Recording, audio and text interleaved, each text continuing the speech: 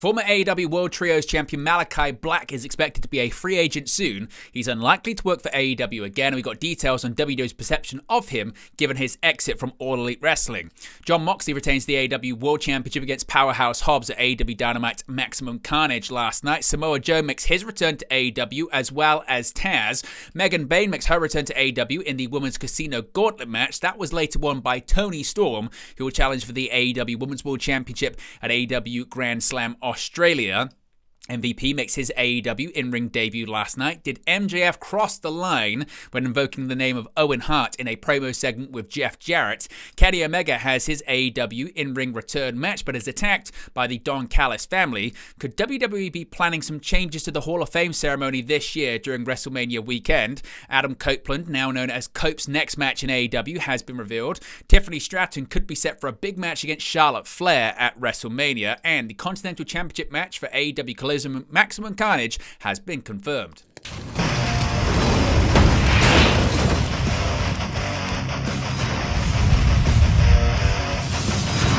Hey guys, welcome back to Wrestling News 365. Hope everyone is doing very well. As always, there are plenty of news stories to get into in the world of professional wrestling. Let's begin with the future or lack thereof when it comes to Malakai Black in AEW. Now, Malakai Black, once known as Aleister Black and Tommy End, appears to be finished with AEW after a less than ideal run with the company. Now, a new report from PW Torch has stated that they have learned that his contract expiration date had been a point of contention, as he had a lot of time added to the expiration date due to inactive time due to injury. He recently pushed back against the extension of his contract, and sources say, according to PW Torch, that a deal has either already been reached or is in the works for him to be a free agent soon. The timeline on exactly how soon he'll be officially a free agent is not clear, but it's at the point where people are being told he won't be back, and some AEW-related side projects with him have been halted.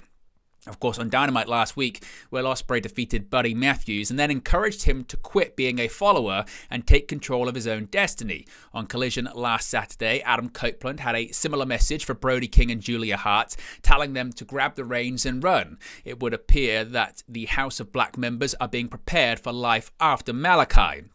Although most assumptions are he'll return to WWE as he sees the landscape there more palatable with Paul Levesque in charge of creative rather than Vince McMahon. He had told some people in AEW, according to PW Torch, in the last year or two that he was burned out and he just wanted time away, and perhaps even mentioned potentially retiring. For reference, he's 39 years old.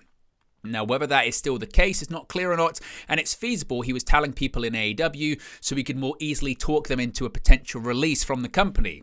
Now, PW Torch has heard that there are influential people in WWE who are big fans of Black and see him as a possible top singles act in the company, so it seems as if he'd be welcomed back and embraced. Of course, Black was criticised by colleagues in AEW who were frustrated by the perception that he was resistant to doing business, including a reluctance to doing jobs and frequent claims of injury issues.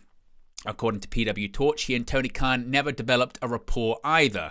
He was the leader of the House of Black in AEW with Buddy Matthews and Brody King. Last week on Dynamite, as I mentioned, Ospreay defeated Matthews and after the match praised him and said he could be great on his own, which sent a signal that the House of Black was likely to be disbanded.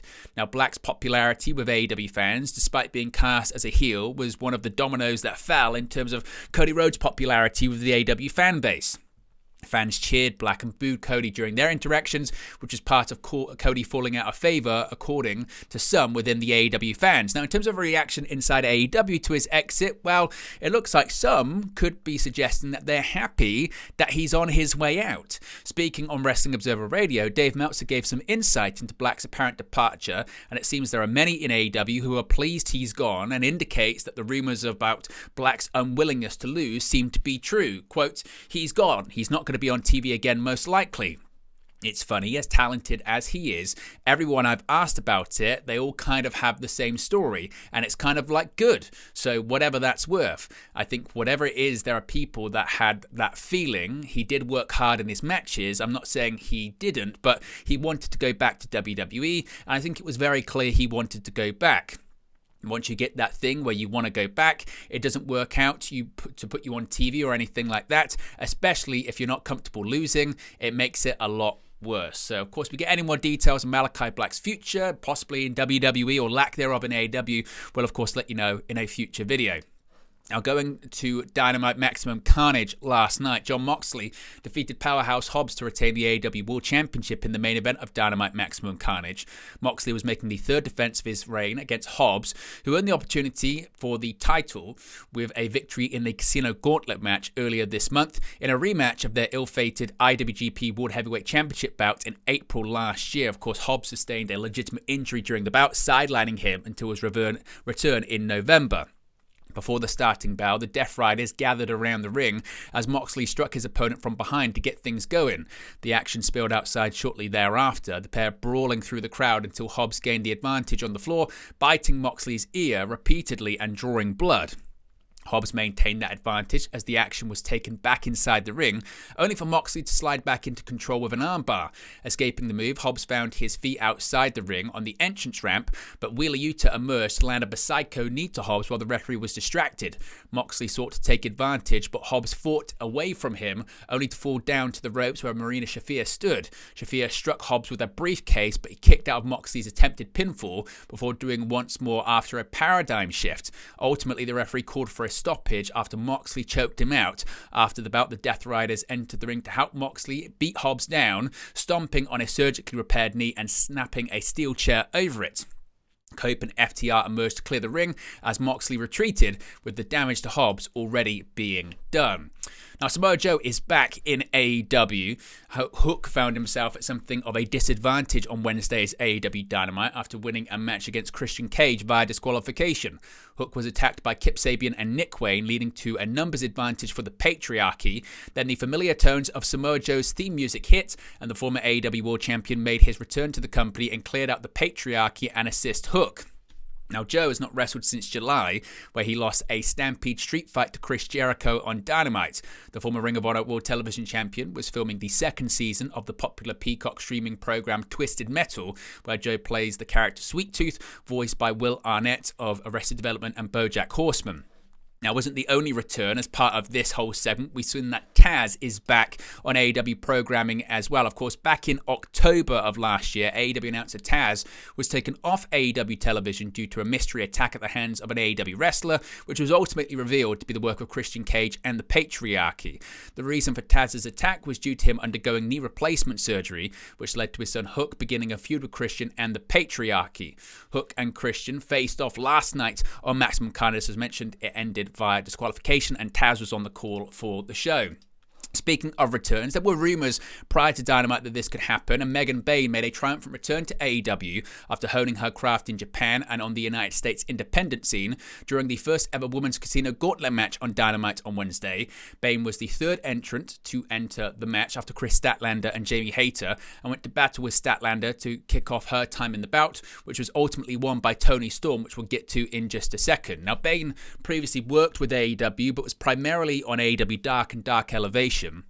She first made headlines in November 2023 when she signed with the company, and there was chatter around potential creative for her in the summer of last year.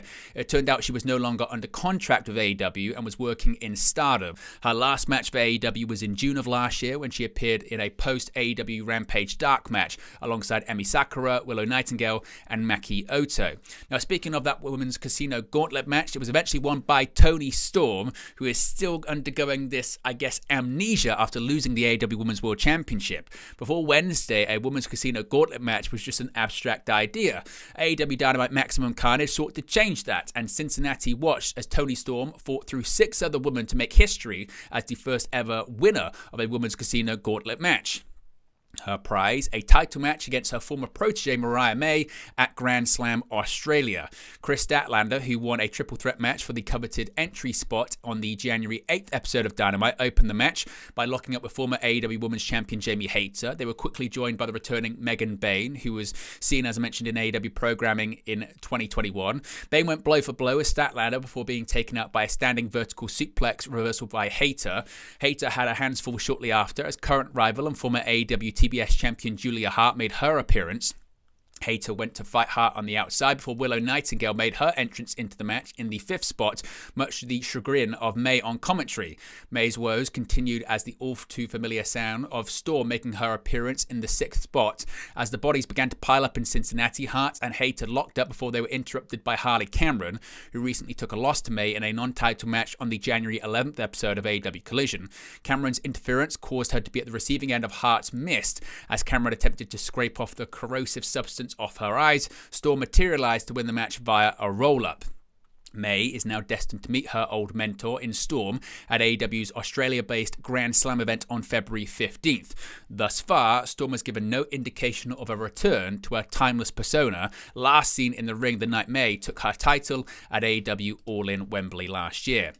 Now, we got an in-ring debut last night on AEW Dynamite Maximum Carnage, that being of MVP. Now, MVP joined AEW back in September when he debuted at AEW Grand Slam, confronting Prince Nana on the stage and starting the Hurt Syndicate. In the weeks since, both Shelton Benjamin and Bobby Lashley have joined the faction, with them running roughshod on Dynamite over the past few months. They have finally set their sights on gold. The Hurt Syndicate interrupted Private Party Celebration on last week's Dynamite show, where Bobby Lashley declared they were coming for the AEW World Tag Team Championships. That led to a 6-man tag team match being made for last night's Maximum Carnage show, pitting Mark Briscoe and Private Party against the Hurt Syndicate, including MVP, who would make his in-ring debut for AEW. The Hurt Syndicate ended up scoring the victory in the match, with Lashley pinning Mark Quinn. Now, this has certainly divided people on social media. Did MJF step over the line last night? Now, AEW Dynamite took an emotional turn this week as MJF invoked Owen Hart during his in-ring segment with Jeff Jarrett.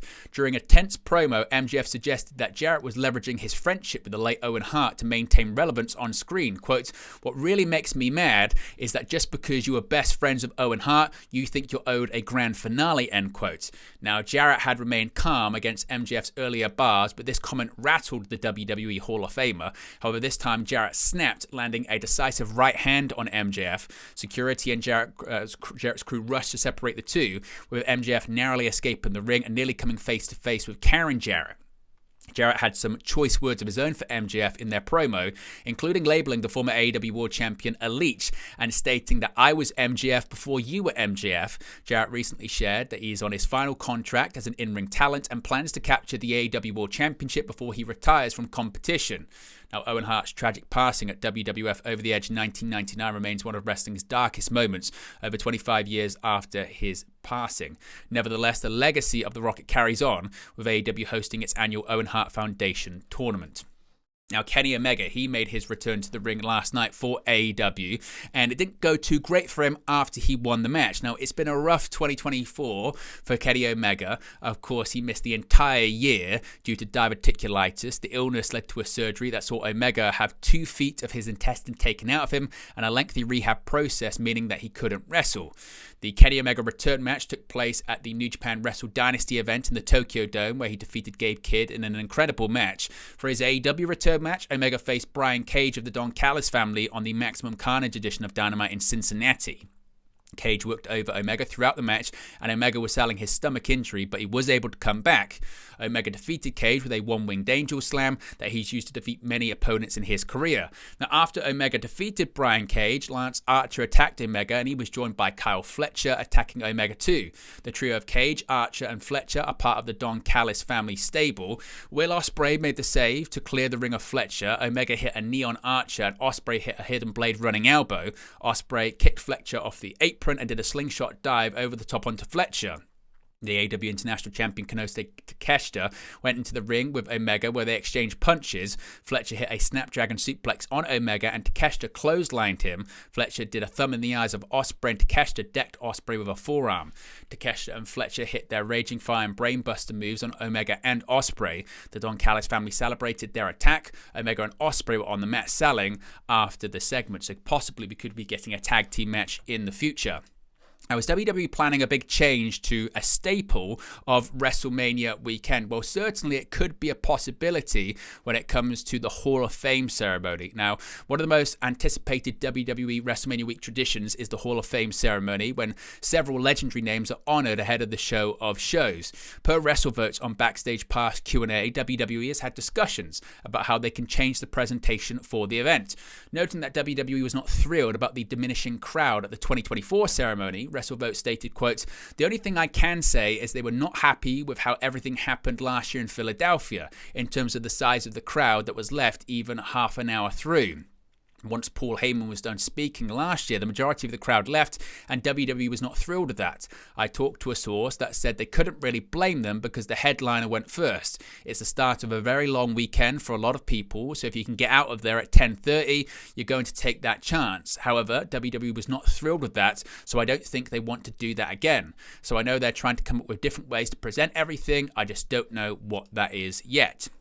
Now, speaking of WrestleMania weekend, could we be getting a big match when it comes to the Women's Championship? Well, recently it was reported that Charlotte Flair and Becky Lynch were both added to the WWE internal roster, with both expected to return imminently, with the upcoming Royal Rumble seeing the winner of the titular Women's Rumble match being able to face either Rhea Ripley for the Women's World Championship or Tiffany Stratton for the WWE Women's Championship. Charlotte Flair's name is being considered as a top contender. WrestleVotes on Backstage Pass Q&A claims that Flair could be challenging Stratton at the April 19 and 20 WWE PLE, stating, quote, "The only rumblings I've heard are Tiffany and Charlotte. I don't know if it's going to happen. I know they've talked about it." Now, it was previously reported that WWE planned to have Flair in the fold and at the top of any women's wrestling when WrestleMania 41 takes place. At the time of recording, it doesn't look like we've got any return for Charlotte or Becky Lynch just yet. Now, Cope, not Adam Copeland, Cope, his next singles match in AEW has been revealed. The show will feature next week AEW Dynamite on TBS, with Cope looking to continue his 8-man singles winning streak as he'll face AEW Trios champion Pac. This match comes as Cope and FTR are currently engaged in a heated feud with the Death Riders. Pac will look to start a singles winning streak of his own as he recently defeated Commander on the January 11th episode of AEW Collision. And finally, speaking of matches announced for upcoming AEW shows, this weekend it's AEW Collision Maximum Carnage. As announced on Dynamite last night, Kazuchika Okada will return to singles action as he'll put up the AEW Continental Championship in a singles bout against Tomohiro Ishii. This will be Okada's first match since AEW World's End, where he defeated Will Ospreay to win the Continental Classic and retain his title. As previously announced, the Death Riders will team with the Learning Tree to face FTR, Powerhouse Hobbs, and the Outrunners. Furthermore, a Texas death match between Hangman Page and Christopher Daniels was also previously announced. But there you go, guys, the latest pro wrestling news for you. Be sure to smash a like on the like button. Be sure to subscribe bottom right hand corner. As always, let me know your thoughts in the comment section below, and I'll speak to you again very, very soon. Hey guys, thank you for watching, listening, streaming, or however you come to this video today. Be sure to click on the video on the right there to watch our next video, or click the bottom there to subscribe, or the bottom right hand corner. Thank you very much, and I'll speak to you again very soon.